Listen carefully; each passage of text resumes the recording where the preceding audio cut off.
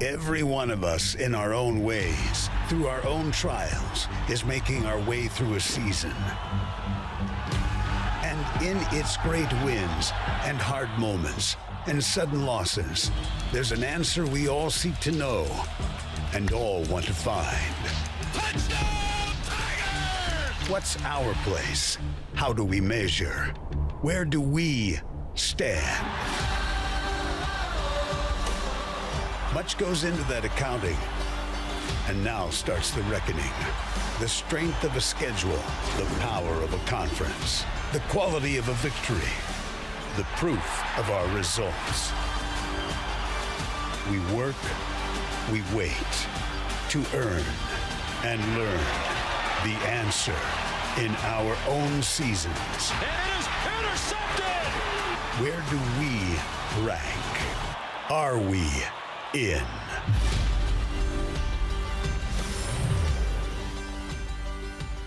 We are live, rankings, reaction.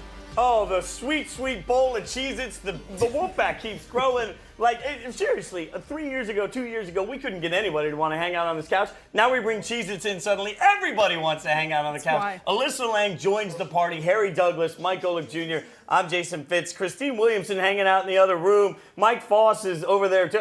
We just got a whole army of people hanging out. And really, it's not about us. It's not about the rankings. It's about the cheeses. I just found the ridges. Ridge cheeses. And they grooves. The groovies. Hey, however we want to do this. You know, bottom line is, thank you to Cheez-Its, thank you to their grooves, because it has made our party. You're right, like, people actually want to hang out with us now because of Cheez-Its. Like, you think we have changed up at all or that we've gotten better? Literally 30 seconds before the show, someone came over to me and go, Mike, you are showing sweat stains. Do you want to change your shirt? And I just shrugged them off and said, nah, I'm good. So we haven't changed that much. There is nothing more on brand than the fact that, like, Golic Jr. is happy with this, like, Mike's all good with the pit stains, and I'm here in a Santa Claus jacket. Like, nothing is more on brand than what's happening here. And Alyssa's suddenly like, I came into Bristol for The this. Cheez-Its. Oh, for the Cheez-Its. For the Okay, Cheez-Its. that's fair. By the way, we've upgraded. We have a little, like, trophy bowl. So we'll pass it down. We would like some of You those guys down. do that. Stakes all right. get higher every week in college football, so our bowl gets higher. Well, we're going to be here for the next hour giving you our thoughts on rankings. So how far did Alabama and Penn State fall? I'm told we have a live camera on Penn State fans right now. This is what it looks like. I hate to see it. We're already throwing shade at people, and we haven't even told anybody where this thing started. So let's do that quickly. We've got the top six. We'll start there this week. The top six of where we are in the college football playoff rankings. At number one, we have a new number one team. We have a new top team in all the land. That is LSU. Not to the surprise of many, given the way that they beat Alabama. So LSU sits at number one. At number two on the rankings, predictably, Ohio State comes in. I think we saw this coming. At number three, again, we'll say this predictable, Clemson is there. Now, this is where we start to ask a bunch of questions of what the committee was going to value. They told us, number four, we have Georgia. 8-1 Georgia comes up to number four. Bama falls to 5 at 8-1. And the sixth overall team, Oregon, at 8-1. So the Pac-12 is still getting a lot of love. Bama falls down. So, Harry Douglas, woo! We've been waiting for this argument for about an hour. Are you good with this? I need to be in that committee room. Oh, okay. Well, you know, Because they didn't get it right, in my eyes. Well, what did they get wrong? Well, Georgia shouldn't be number 4 in my eyes. Why? I think Alabama is the better team than Georgia. If you put the two on the field right now and they play the game, Alabama, I think, would beat Georgia in a decisive way. And then you have Minnesota, who's undefeated, who beat Penn State, who was in the top 4. And those guys are not in the top 6. So I don't understand what's going on here. Well, let's start with the Alabama-Georgia debate because I think it's interesting. Where do you find the line between who we think the better team is and who, frankly, has a resume? Because Alabama does not have a resume at all. And so, you know, Twitter's already been going nuts over the fact that Georgia has a bad loss. And they do have a bad loss to South Carolina. That's a bad loss. I understand that. But at the same time, Georgia at least has a couple wins. Like, Georgia has wins over Notre Dame, has wins over Florida. Like, who's Alabama playing? But I'll tell you this, though. Last week, you had Ohio State 1, right? You had LSU 2. Did they have a better resume than LSU? Well, no. I would have put LSU 1 last week. I would have. Now, Sabia said, Alyssa Lang, SEC Network's very own, Thinking Out Loud. You can catch her, Greg appreciate that. Marcus Spears. Shameless on plug. Mondays, doing that. Listen, we're shameless about everything I love it. around here, but you see this conference up close and personal each and every week. So when you look at Georgia above Alabama, do you think they got that right? So I agree with Harry in the fact that I think Bama's the better team, but for this week, I think Georgia is where they need to be. Because if we want to look at these playoffs, we want to go clean slate week by week. What have you done for me lately? Alabama just lost. Yep. You don't lose and get to stay in the top 4. So right now, I think resume, looking at what Georgia is, they haven't lost in a couple of weeks. I think Georgia's that team between the two that deserves that 4 spot. Alabama now has to win a couple of big games. They've got Auburn coming in a few weeks to be able to get back into that 4 spot. I do think they'll be there eventually, but I think right now this is the right decision for this week. And I think that's the thing is we always look for, and Jason, you talk about this, 3 new committee members. What does this year's committee tell us they value? And it was kind of inconsistent for me the first week because I thought LSU had the better resume. Now, you look at it this week and the Alabama win made it undeniable, but what Georgia being over Alabama told me is, in addition to what Alyssa said, that's what the committee is saying is going forward, keep an eye out for quality wins. And that's why despite Alabama being 5 right now, you look at that potential. You're right. What Auburn looks like and what their ranking is for that Iron Bowl in the last game of the season is going to matter a lot because you look at the other teams in front of them, mainly Oregon and wherever Utah is, have a chance for a really quality win should they meet in the Pac-12 championship the way we think they will. That's a really interesting point because what we've said about the committee for the last few years is that losses mean more than wins. Yeah. So you have to weigh losses more. But you're right, Mike. I mean, what we're seeing here is the committee is saying at some point, hey, wins have to matter, and they do have to matter. It's sort of a no-win situation in the Alabama thing because this is what I say to everybody. If you had to bet an uncomfortable amount of money today between, let's say, Minnesota and Alabama on a neutral field, I mean, if you had to bet your house on that game, Alabama. Most of us are going to bet Alabama, right? Yep. But what do you do about the fact that at the end of the day, Minnesota's undefeated? Like, where does resume play in? This is where it gets really difficult because it's never any one of these arguments. Like, Alyssa, it's a combination of several of them. Right, and I think it's interesting with Minnesota. A lot of people were saying, well, they have to be in that 4 spot. I mean, they got that big win over Penn State, but we've been talking about quality wins. That's their only big win so far. Minnesota obviously still has a chance to be able to get into that top 4. We saw them creep up quite a bit this week, but like you said, you can't reward losses. And when it comes to this Alabama discussion, they now have to play their way back into that top 4. Minnesota has to keep doing what they're doing, and they certainly have a chance. Oh, yeah. But you can't just give them that because they have one good win over Penn State. Exactly. Now, this is my PSA here as we go forward and start to pay attention to certain things that the committee likes to. We always hear people talk about strength of schedule. Throw that out the window. Strength of resume is the thing that the committee looks at and cares about. In the college football playoffs 5-year history now, there have been 2 teams that end up in the Final 4 outside of the top 4 in strength of resume. It was Ohio State in 2014, the team that won the national title. They were 6th, and Oklahoma last year was 6th. So that one tends to marry closest with the committee's thinking. Minnesota 4th in strength of resume right now. So they reward you for having the goose egg in the loss column. Right. They've obviously got to keep that up, but they'll have the chance. A couple of chances for ranked wins down the stretch of the season, and that's what to keep an eye on right now, who everyone's got left. They have forward. one this weekend. Oh, they got a chance to beat Iowa this weekend, who's a ranked team, who's also a team who spoiled a couple teams' college football playoff hopes in previous years. So we're going to see how that goes with Minnesota. Yeah, they've lost 4 straight to Iowa. Minnesota has. They've lost 8 straight to Iowa on the road. The last time they won in Iowa was 1999. It's College Football Playoff Rankings Reaction Show. Harry Douglas, Alyssa Lang, Jason Fitz, Golic Jr. Christine Williamson, you are over there culling some of these social media comments that are coming up. And it seems like some people have an issue, perhaps, with the way that I'm sitting right now. Okay, so that's what I was going to say. Chef Richie actually says that you can't be taken seriously sitting like that, which is weird because nobody's saying anything about what your about coat me? or Yeah, jacket. I was going to say. But they're saying that you cannot be taken seriously sitting like that. 2 things. Wow. 1, Alyssa and I are sitting the same way. High five. I'm clearly making better points than you. That is true. The tapes. These tapes. When it all boils down. I have a hard time with my Santa jacket. But the important thing to remember here, guys, is that if I sit with my feet out. You don't want Fitz on the couch. All right, fine. I'll just go this way the rest of the time. Same though. I'm going to keep doing this while we give our hot takes on everything going on. Someone help this man. That's my feet. That's my feet dangling. So when we see the top 6 again, if you missed the top 6, LSU at 1, Ohio State 2, Clemson 3, Georgia 4, Alabama 5, Oregon 6. feels like Bama's done, right? Like, I mean, the committee's telling us that without help, Bama is done. Now, the one thing that we have to remember is that they have still done something that they did last week. They've given us 2 teams in the top 4 that are going to play each other. Last week, we got 2 out of the 4 teams we knew were going to eventually face off. Well, Georgia plays in likelihood. They're expecting Georgia to play LSU for the SEC championship game. So there is a shot that Georgia takes another loss, which would change all of this. Yeah, I mean, there's still a big chance, I think, that Alabama gets into the playoff, just because I think if we look at LSU and Georgia, I think LSU beats Georgia right now in Atlanta. Unless something insane happens, those are the 2 teams that we're going to see in the SEC championship. And I think, well, I know now Alabama fans have to become the biggest LSU fans in the entire world. And they have to get a really convincing win over Auburn, because if they don't at the end of the year, that's going to give the committee reason to say, okay, well, you didn't beat LSU. You had a hard time with Auburn. That game control thing starts to come in, that eye test. And maybe all of a sudden being Alabama doesn't mean as much anymore if you struggle with it. Which is going to be interesting, because even if they beat Auburn and all of a sudden the team that we're talking about next up there, because if you bounce Georgia there, you know exactly why that's happening, because 2 losses get you knocked out of the tournament in this.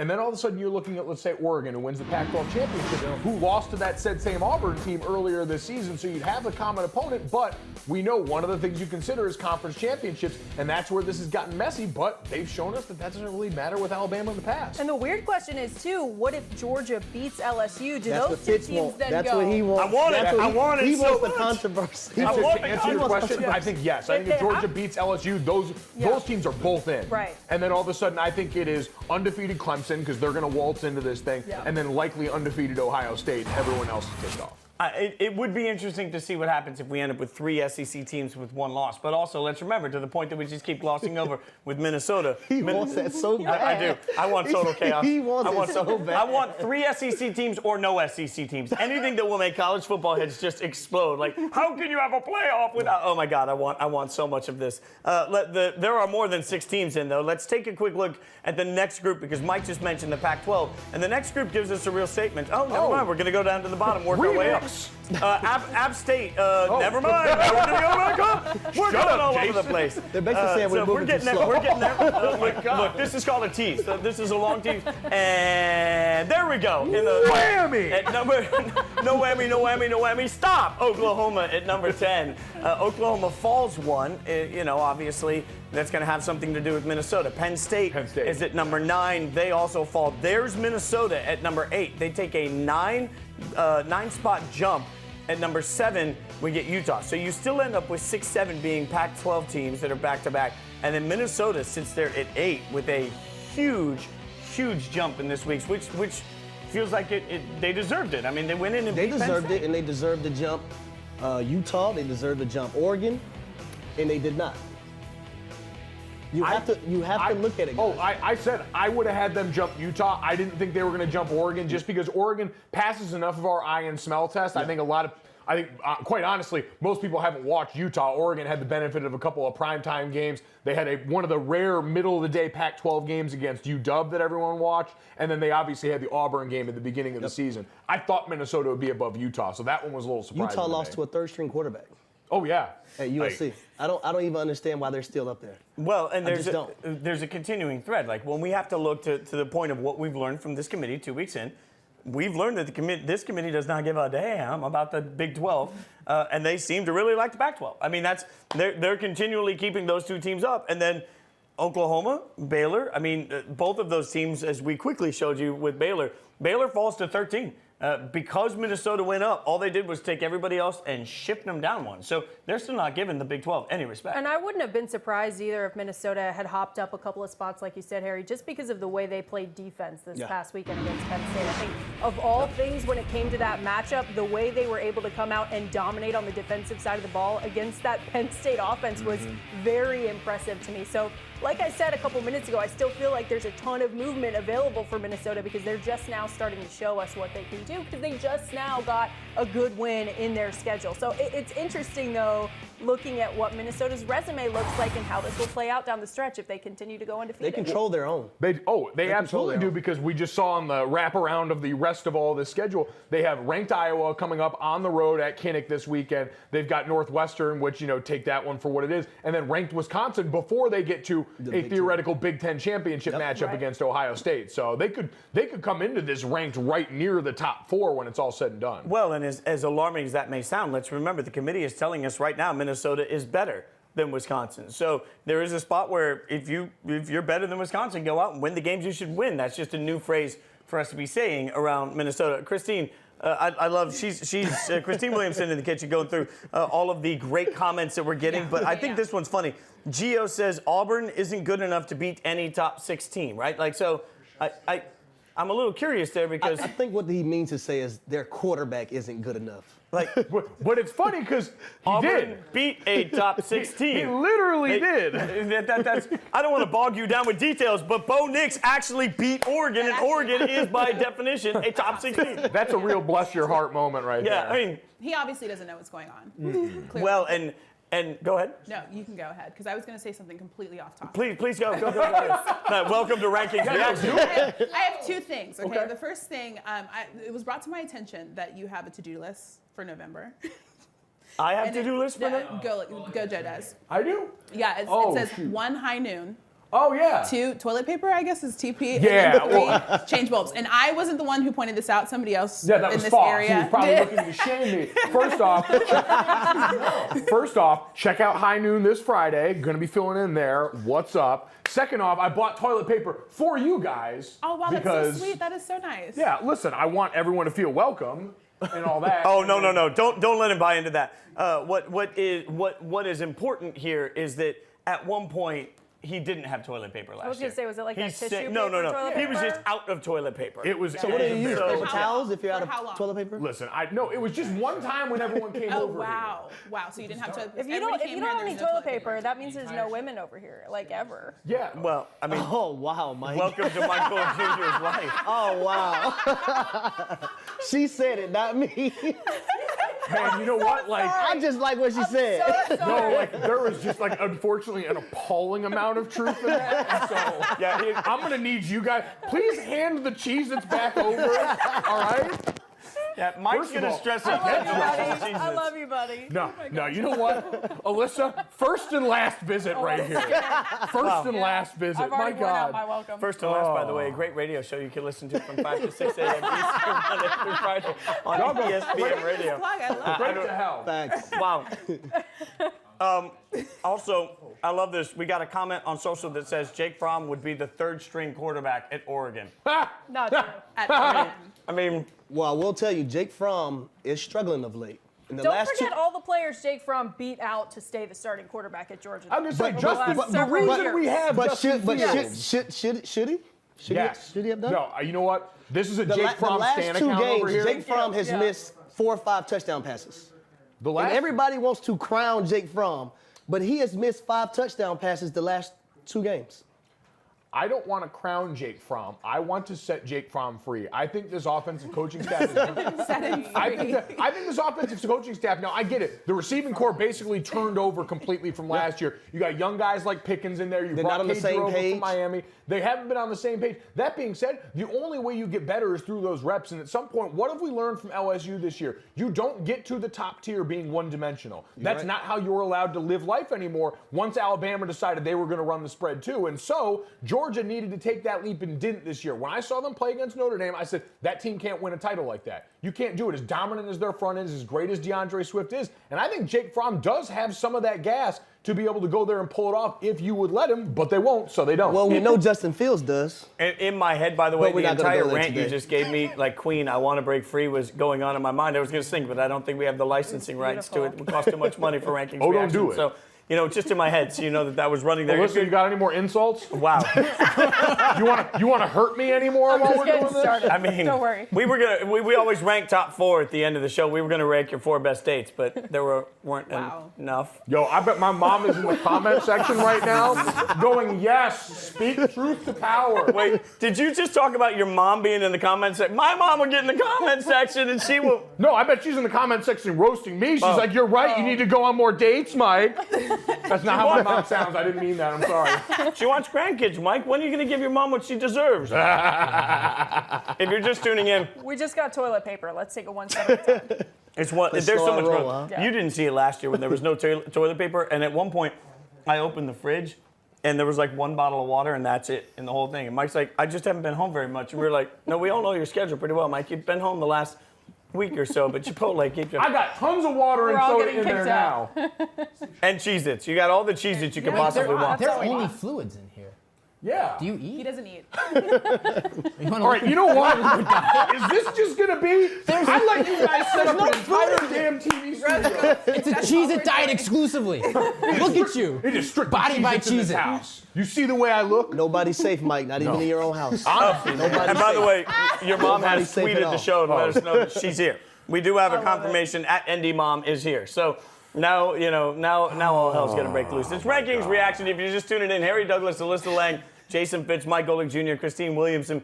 We are breaking everything down from the committee. I promise we are doing that in the process of also eating a lot of Cheez-Its and berating Mike. It's part of the fun of what we're up to. Mike, we like to do this. So I'm going to take this so that you can get the can get the commandment tablet. We like to do this thing every week where we add to a commandment. It's behind the computer. Like commandment number 1 should Mike, be behind these. What you call them? These groovy Cheez-Its? Yeah, groovy. Groovy. These groovy It's Cheez-Its. just groovy, It's not baby. groovy. Why not? Cheez-It Grooves. That's like the literal name of them. Cheez-It grooves? Yes. I mean, Grooves. Cheez-It grooves. Yeah, they are Cheez-It Grooves. Okay, well, actually, yeah. Cheez-It grooves are an American treasure. If you weren't groovy. aware. The lie detector test determined she's telling the truth. Yeah. Maury, these are where you need to go. Okay, so next up on our commandments, we've got a tablet here. Mike and I each get to write one commandment a week. So, Mike, you have the 3rd commandment, and you are going to go with?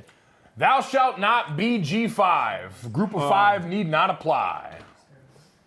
This is a conflict for me. I'm going to have to set this down. And we say that without hurting people's feelings. Here's the thing. I hang out with the guys on 92.9 ESPN in Memphis every week. And Memphis, we were down there for game day. Memphis is building a football culture they're really proud of. And they're doing stuff down there that's really making a mark on the community. It's changing the way people view football. This is a program that almost went away 10 years ago. And now here it is, and it's excelling. And they have a real shot, by the way, to end up as the highest ranked Group of 5 team, which would give them a New Year's Six Bowl. Spectacular. But no matter what Memphis does, they have no shot at the playoff.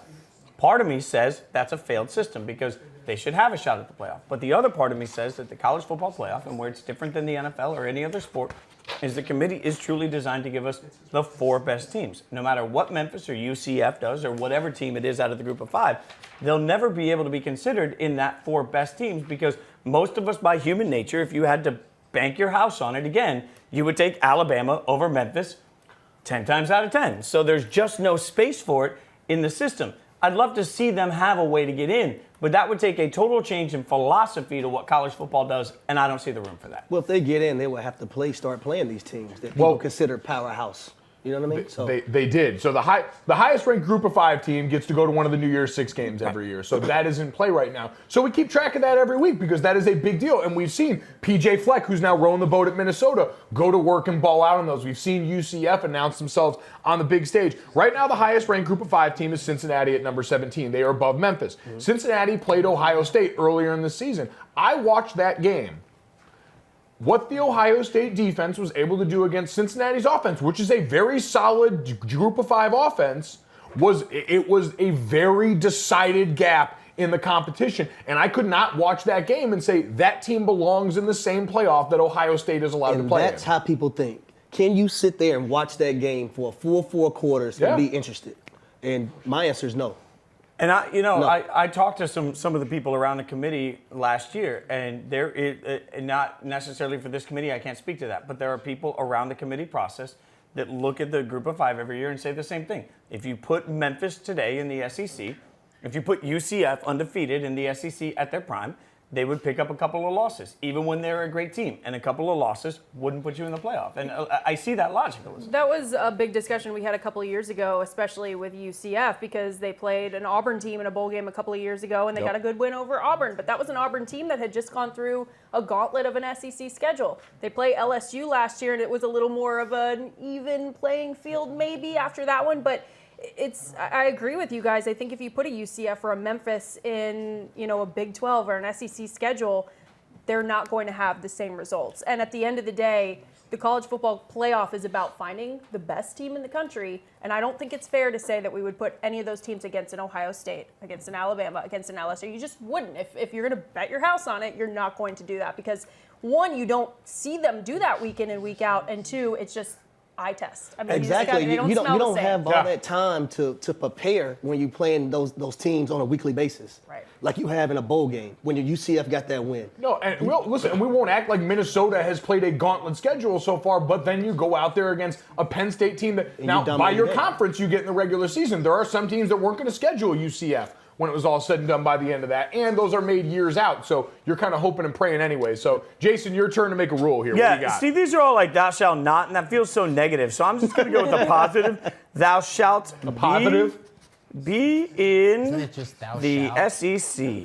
Facts. It just means more. 100% No, it just means you're going to facts. get in. I mean, just somehow, some way, the SEC always gets in the playoff. Now, again, I would love to see a world where they don't, just to see what happens to SEC fans and their heads explode. Like, SEC fans right now do not favor expansion at all. The minute SEC teams are left out of the playoff, I mean, that's the day that Saban ratings are actually going goes down. to, like, they're going to federal legislation. Ratings are Suddenly going they're down. changing What do you the whole mean? When thing. they expand, it just means more SEC teams Oh, get yeah, in. that's Like, right. 4 SEC teams versus everybody else.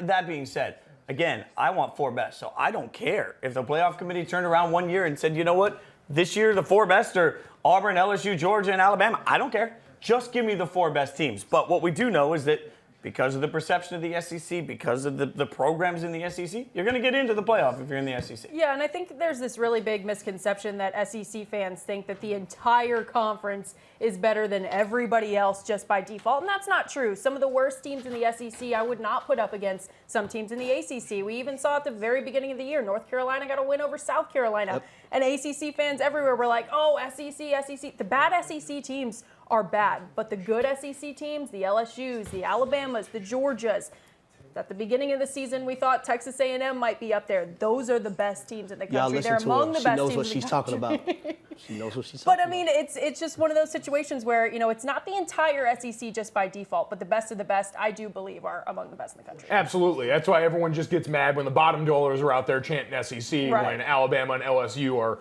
making you look good. So I don't know, though. Like, Vandy's sitting back saying, SEC money, SEC money. We'll take that SEC money. Money, please. They're happy to invest that money. Look, as we do every week, we like to take a look at panic button matchup. If you're just tuning in, rankings, reaction, Harry Douglas, Alyssa Lang, Mike Golic Jr., Jason Fitz, Christine Williamson.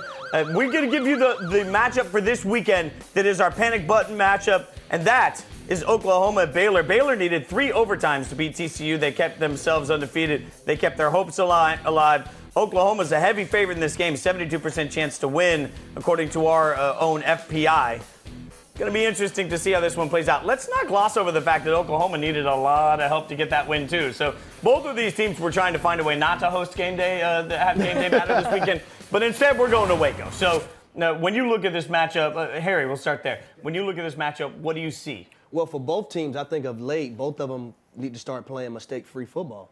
And I think that's one thing that's killing both of them when it comes to, when you look at the rankings, them struggling to win games. They're just finding ways to keep teams in the game. So when it comes to ranking time, the committee doesn't want to reward them. So you have to start winning games by a larger amount of victory. You got to have a larger amount of victories. And I just think Oklahoma, when you put them on a neutral field, or it doesn't matter what field you put them on, I think Oklahoma's going to win the game because I do not think Baylor's defense, even though Oklahoma's defense is suspect, I don't think their defense can stop Oklahoma at any point. Better yet, tackle CeeDee Lamb, who is the most squiggly person I've ever seen in my life. Squiggly. Is that like what they're going to say? at the halftime? Like, That's a playoff committee approved term. his squiggly rating on Madden was a 94. It was 94 on the squigs. I have a fun fact about why he's so squiggly. Oh, I love fun facts about squiggles. So, I just know random fun facts. That's what I do. So he actually used to play a game when he was younger, dodging rocks. So he was super squiggly because of that.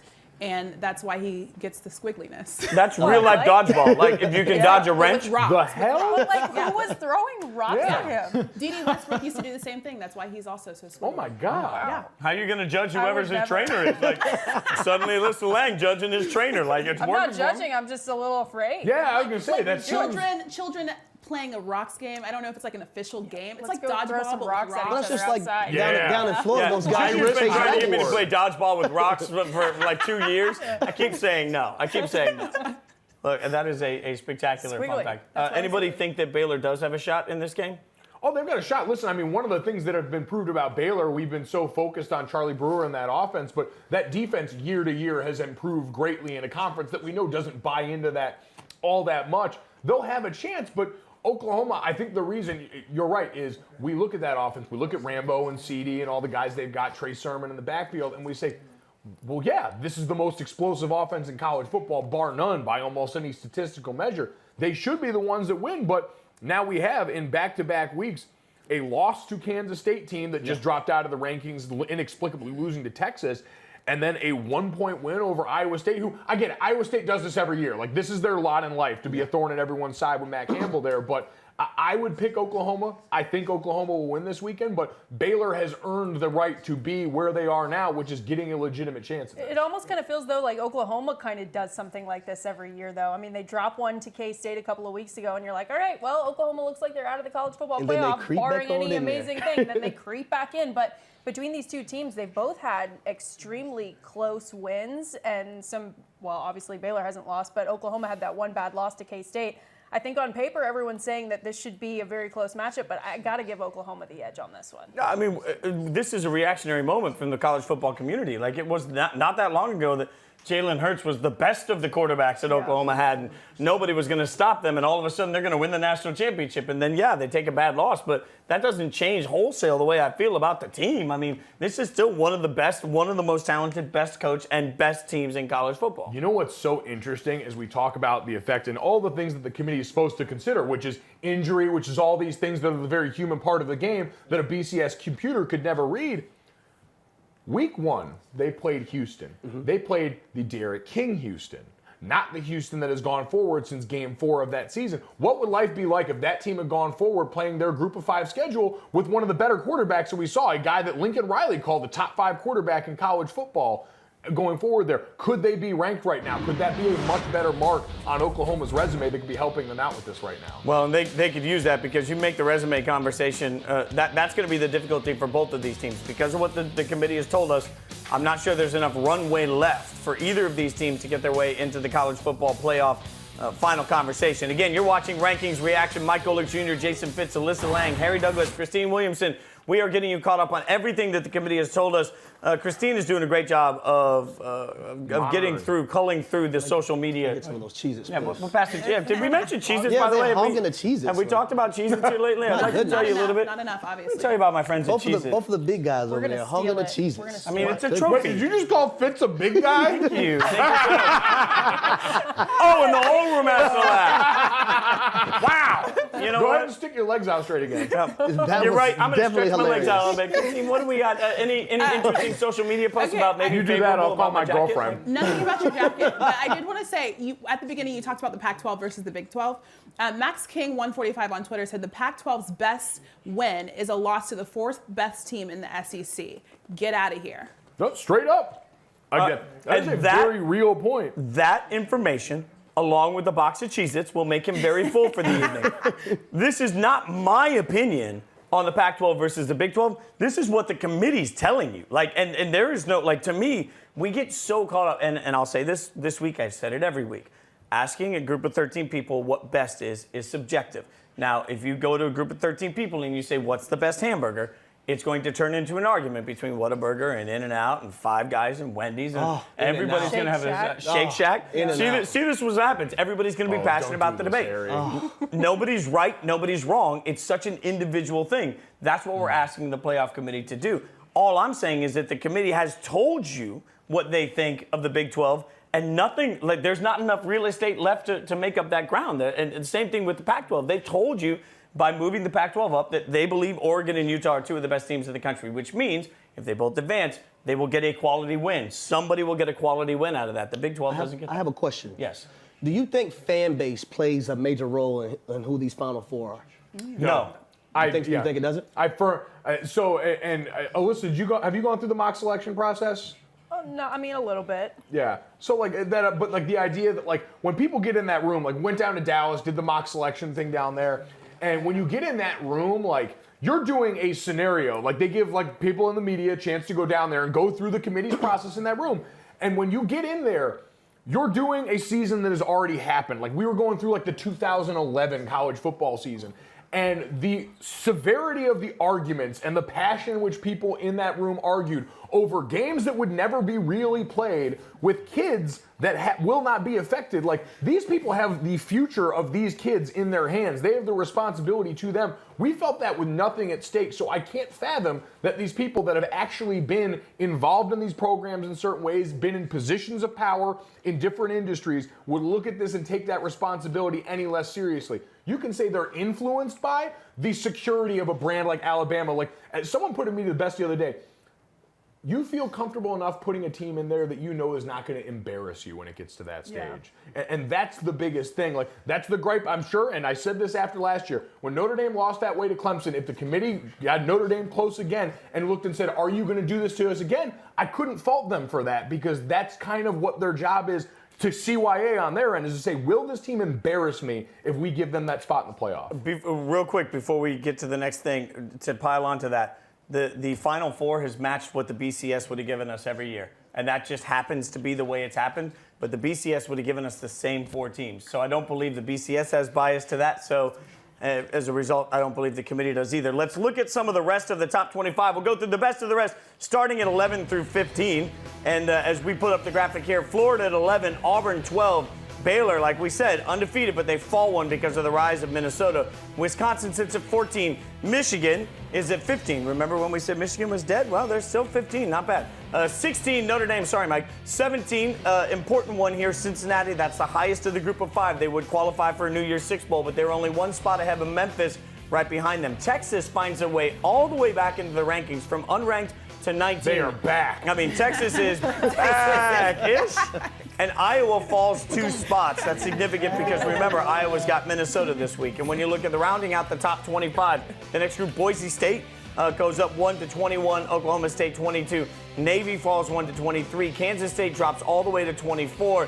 And then App State sneaks their way into 25. Now, sorry. Why? Now's your time to get me back. What happened? Who did App State just beat? Yeah, they beat. Y'all gonna have to No, They have a they cupcake beat. on their schedule Who last did week? App State just beat? South Carolina, I believe. I can't remember. Who did South Carolina beat? Georgia. So you think it's a conspiracy to make Georgia look... Unbelievable. Oh, look at this. Alyssa Lang of South Carolina. Yeah, I am a Gamecock, but But at least we didn't play ourselves out of the college football playoff conversation since we were never in it. that is true. You can't be out of the conversation if you were never in it. Galaxy brain. You know, Wise words. they pull like little sections of this show that live on forever with quotes. I think that is. They're going to that is increase the my moment. student loans by like $100,000. Now, Oh, you thought that was funny, Alyssa? Sally Maiden. does anything, without necessarily going in and trying to break down everybody and where they fell in that ranking, was there anything that really stood out to anybody? Like, I think the jump of Texas coming from out of nowhere and then finding themselves at 19 feels a little overreactionary to me. I mean, a 3-point win over K-State did it. Yeah. That seems. Well, see, I think that Iowa team is Minnesota. I think they're on upset alert if they don't watch it. Because if you look at Iowa's losses, it came from Penn State, Michigan, it's one more other team. But their total amount, the points they lost by, a total of 14 points.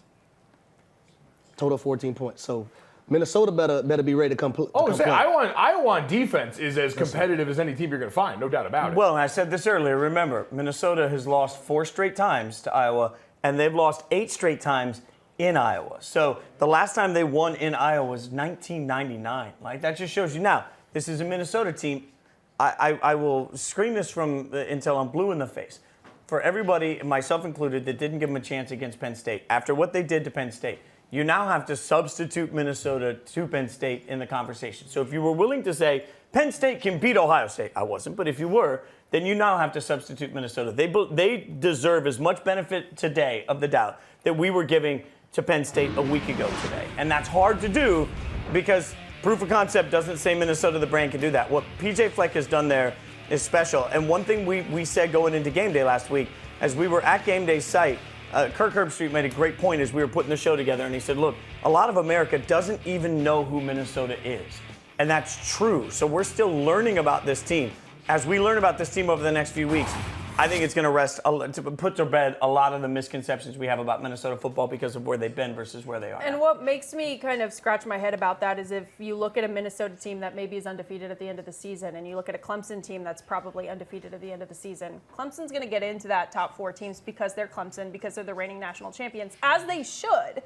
Because we had this conversation a couple weeks ago on our show on SEC Network, and I said, it doesn't matter. As long as Clemson wins out, it doesn't matter what their schedule looks like. You have to put them in it. You can't keep out the reigning national champs.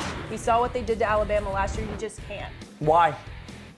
I just think that human aspect, that eye test element, if the reigning national champions with the same quarterback, with Trevor Lawrence, you can't keep them out. And they're not the same team. But I think we've also gotten past the point of that North Carolina loss. Like, they have been dominant since then. Like, margin of victory, all these different things. That defense is not getting talked about because we lost all the names that we knew from that group last year. It's the Brent Venables trick where they're still great because that's what Brent Venables does on that side of the ball. He takes that new unit and he makes stars out of all those guys yet again. So all of that's happening since that North Carolina game. Trevor Lawrence's numbers are near identical that they were in the same stretch last year. Like, we just took that one game and kind of said, oh, yeah, okay, we're kind of done with you now. Trevor Lawrence is throwing a few more interceptions than we'd like because the standard was so high from that last year that we're not supposed to think about, but we do because we're humans, naturally. Like you said. And if we saw Clemson and Minnesota play head-to-head, I'm not sure that I would be like 100% Clemson's going to win this game, but I think the human element, you can't keep Clemson out of that top 4. So my thing is, if both of them finish undefeated, who's ranked higher than who?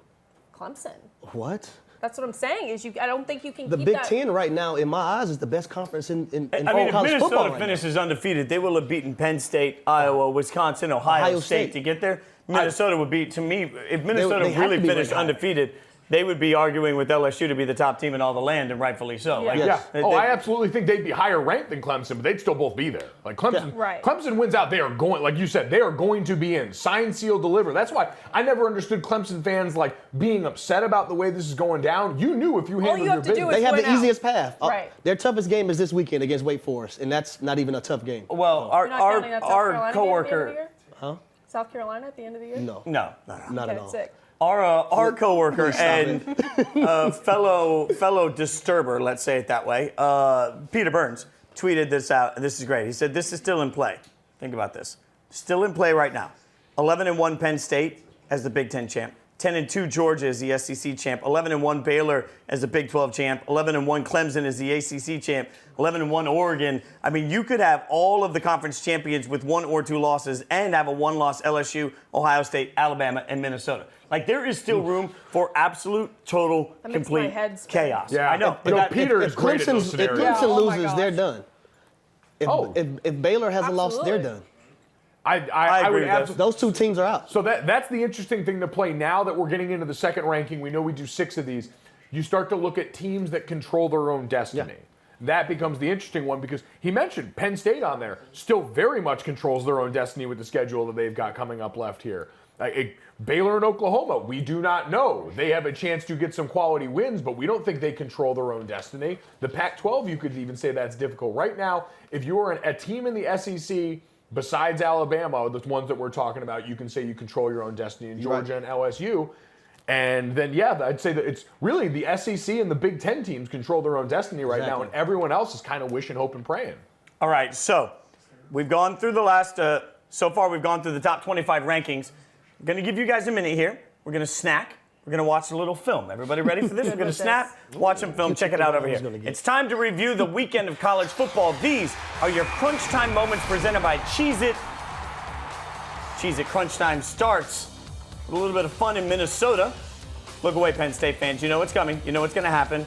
Sean Clifford looking for the end zone on 3rd and long. Picked off by Jordan Howden. That seals things up. Take another look here. I want to get the wide receiver in the room. I want to get his thoughts on this. Bad throw, bad route. Which is it?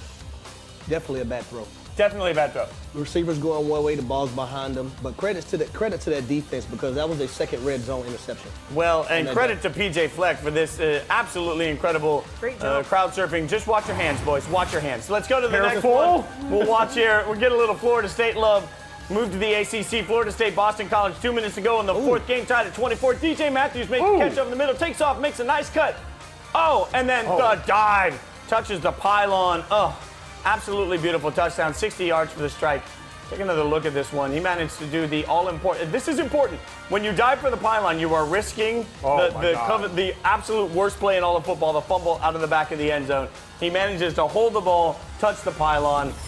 Huge play right there. My guy is DM sliding, ready to risk it all on that. I love it. That's the way you should be, baby. Leave it all on the field.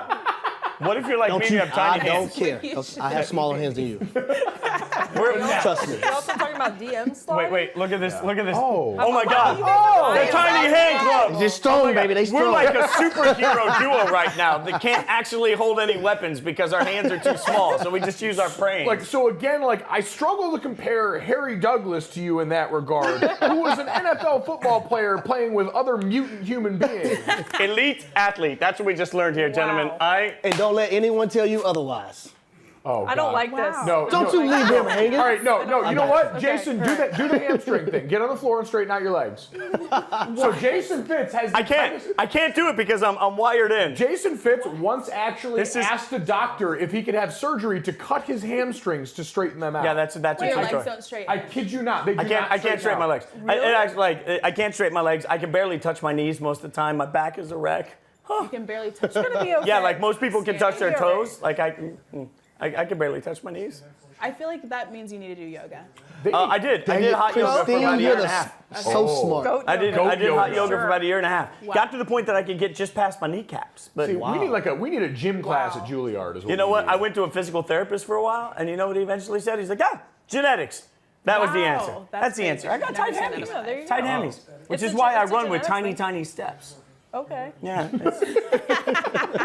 Well, now that we've made fun of Mike's dating life and my gaunt on the 40-yard dash, is there anything you guys want to share?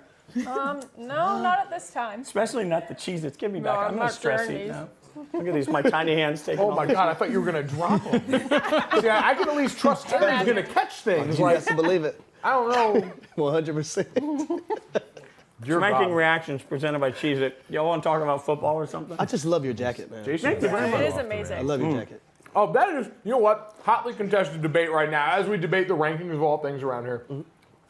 Alyssa and Harry and Christine, I need to know where everyone is on putting Christmas stuff up now. Like, can I start listening to Christmas music? Can I start putting Christmas things? Yes. Officially 100% yes. Yeah, I think Christmas music is also Thanksgiving music because there is no Thanksgiving Exactly. music and Woke. it's just all happening. If Target looks like a winter wonderland, I'm listening to some Christmas music. Can we acknowledge that's the smartest thing you've ever said in your entire life? Wow. And two, Thanksgiving. Shots fired. Wow. I mean, Shots because that was a fired. great take. Like, that was brilliant. That was perfectly said. Number two, Thanksgiving is just halftime. It's halftime of the Christmas season. It's like an appetizer. You for get Christmas. the first half, then Yeah, you take halftime, and then you get the second half. Yeah, pregame meal.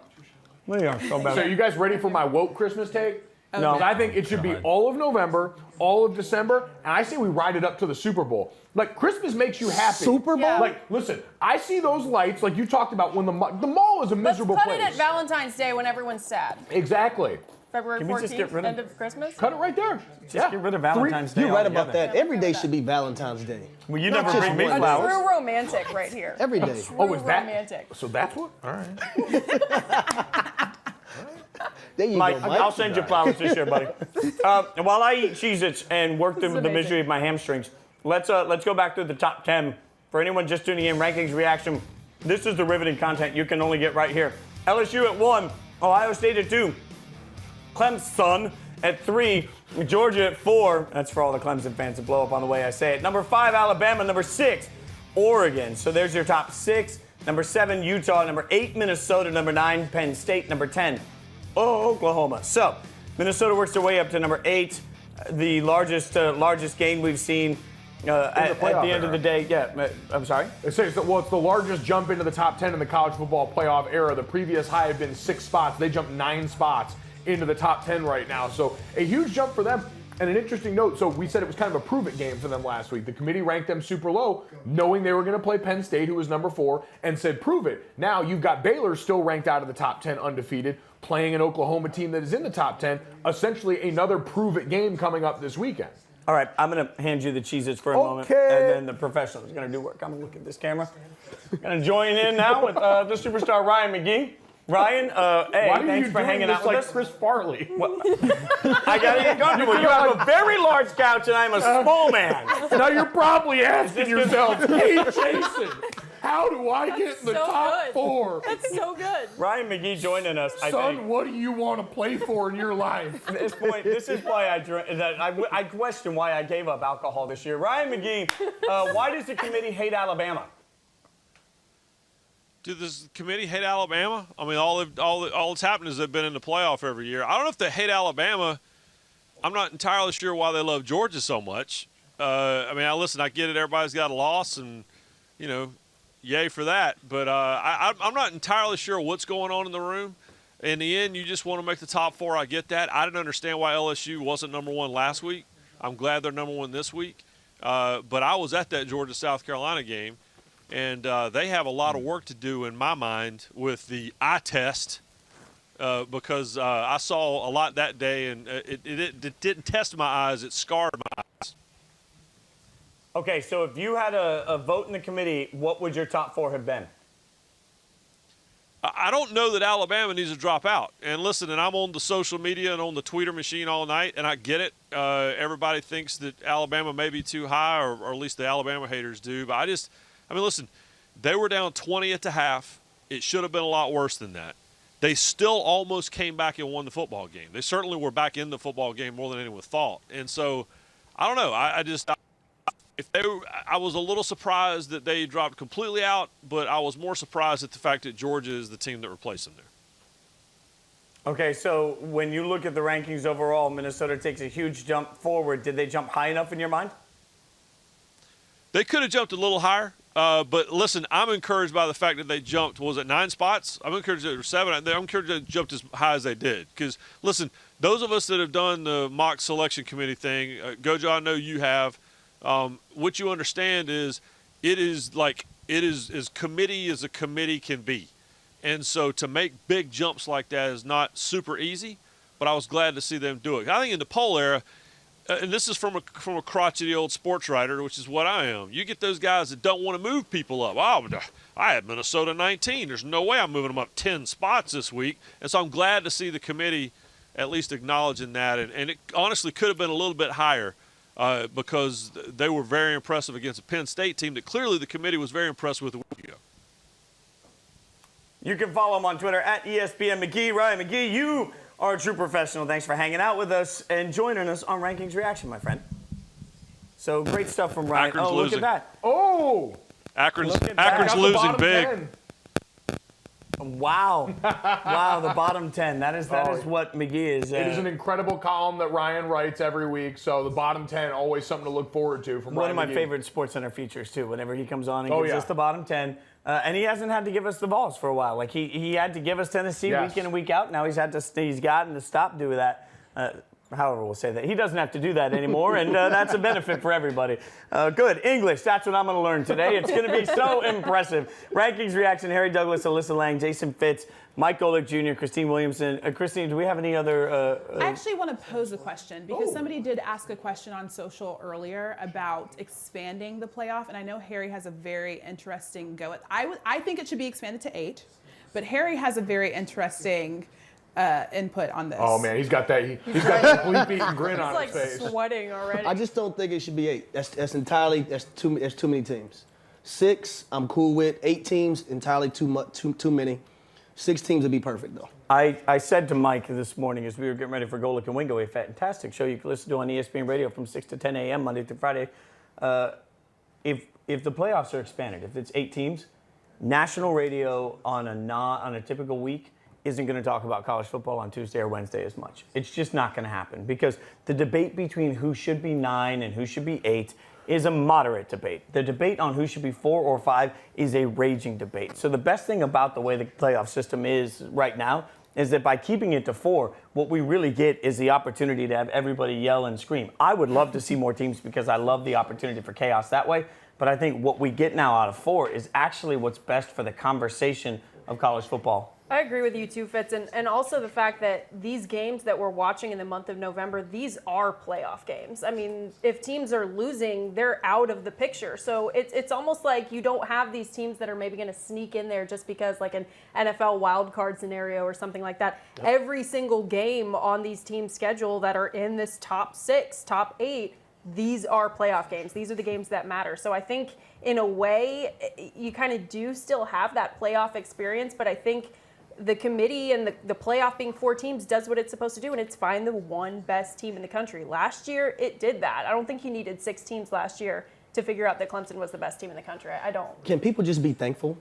I mean, people complain about the BCS and it being 2 teams. You move it to 4 to a college football playoffs. You give them a penny, they want $1. Listen, some is great, more is better, and I hear what you guys are saying. I'm a 4-team playoff guy. We look at the 4-team. We have had not just, and I know everyone likes to throw it at me that Notre Dame only put up 3 points on Clemson last year. Ohio State was shut out in a playoff game after they won the national championship.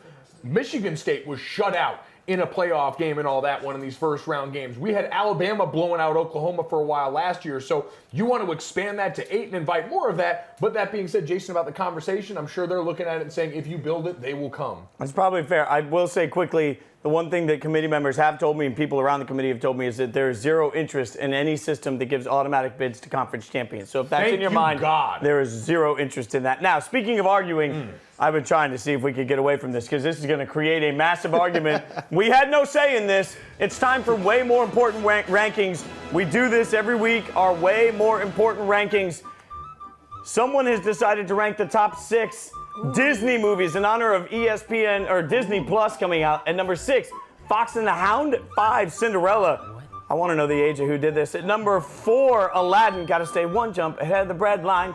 Beauty and the Beast in at 3. And then Lion King at 2. Golic Jr. might explode. Snow White? Are you kidding me? No. What savage made this list? Lion King definitely should be number 1. No, that's the worst thing I've listen. ever Who do heard you in my cut life. off? I'm Fox sorry. and the Hound even in there? How is Little Mermaid not on that list? Exactly. Yes, thank Where's you. Little Mermaid? Wait. Little Mermaid is fine, but where's the Jungle Book? Where's the animated bare? I need the bare necessities. It's bad. Oh my God. I just want to say, Lion King should be 1. Lion King should be number 1. I appreciate Where's the Frozen? classics. I would throw Frozen in that Yeah. thing. I would throw Frozen in that. I would say, Let it go. I would Let put it go. some modern movies deserve consideration in this list. Just because you're old doesn't mean you're good, Dad. I mean, how many people in this room even remember Fox and the Hound? Is that the one where they ate the spaghetti? No, that's Lady and the Lady and the Tramp. Tramp. But you can It's see the actually live-action version of Lady and the Tramp on Disney Plus. Snow White and 7 Dwarfs. Yeah, that was number Harry's 1. over here asking if Snow White has the 7 dwarfs in it. That shows you how big Snow White is. Amazing. By the way, live action version of Lady and the Tramp is currently available on Disney Plus. So go check out Disney Plus. Available today. I'm pretty sure Mike Fox is watching Disney Plus in the kitchen right Oh yeah, now. I've been paying attention to the show. Oh, you're watching The Mandalorian? It's good. I mean, I'm sure like you guys are seriously, doing I great. want to know who made this list. And are they going to put this list with our names out on it? Because I object. So you know what? This is when people ask, does the committee do what they do in that room just to rile people up? This committee Yeah, did. that's Yeah, exactly for what sure. just happened That's with what that happened. Disney list. I mean, Snow White? Snow White? Who ranked this? And where's Frozen? How can you not have Let It Go? Yo, Frozen, I am not kidding. I legit start sweating when the Frozen 2 trailer cuts on. So good. That thing. It's going to be so good. Mike, gonna raise be so your arms. Raise No, your I arms. don't want to. I mean, you're legit sweating now. Please don't make me do it. Please don't make me what do is it. Frozen is definitely big in my household. My entire family had to dress up as Frozen for Halloween. Oh, Oh, wow. wow. I So was were you Kristoff. Elsa? Kristoff. Oh, I thought really you were wanted going you to to be be Olaf Elsa. for sure. My daughter was Elsa, my wife was Anna, and my son was Olaf. Oh, That's adorable. That's a solid family unit costume. Yeah, that's really good. I think I understand Lion King being at the top because it's Lion King. I personally would take Aladdin over Lion King. Really? Yeah. I feel like that. I Like, definitely would not take a Aladdin. I was gonna say Lion King's like a consensus number one because, like, I think as a little kid, Music. Yes. the music is great. Yeah. It's like you learn about romance when Simba and Nala are in the woods, and we're getting that "Can You Feel the Love Tonight" song on. Like that. What are we talking about right now, Mike? What is going on right now? Yeah, sure. What is going on right now? Oh, what? I'm sorry. I was like, all right, it's not a coming of age tale. It's literally a coming of age. Andy has a tail. You're talking about Tail and Lion King. I'm not comfortable with this anymore. Where are we on Pixar? Like, your is own. Pixar included in this? Oh yeah. Like, where's Toy Story? Toy Story. Toy Story? Yeah, dude, Pixar. Toy movies? Story. Yeah, it's Why are you looking at me? I've been watching The Mandalorian this entire time. That's a fair point. Yeah, I mean, true. where's the original Star Wars? There's a snake in my boot. Monsters Inc. Oh, is a solid one. Monsters Inc. I've is never seen that incredible one. because it empowers What? kids. You haven't seen Monsters Inc. You have like the best part about Monsters Go home Inc. is tonight it and teaches watch it. kids like the monsters are more afraid of you than you are of them. Yeah. It's the most Which is empowering not movie. true. Yeah, I mean, Monsters are scary as hell. I'm very afraid of them. So they're basically they're tricking the kids. this is the riveting content you can only get here, hanging out with us and Cheez-Its every single week. This has been Rankings Reaction. We'll be back next week with more reaction, more Cheez-Its, and more debate about Can Disney. you feel the love tonight? That's our Ah, it's a sing loud.